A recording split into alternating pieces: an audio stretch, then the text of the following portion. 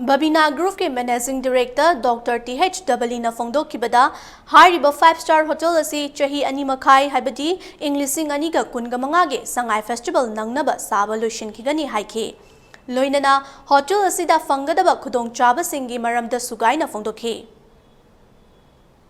The classic of hotels met an analysis during the pre-COVID time, where the rooms that we have in our hotels having 7,000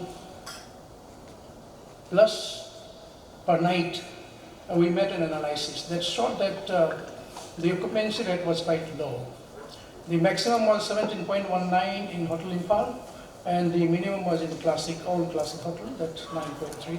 Average is around 14%, that is less than 15%. That's the indication that the viability of 5-star hotel was questionable at that time, because we need at least 40% occupancy of the rooms to make it viable.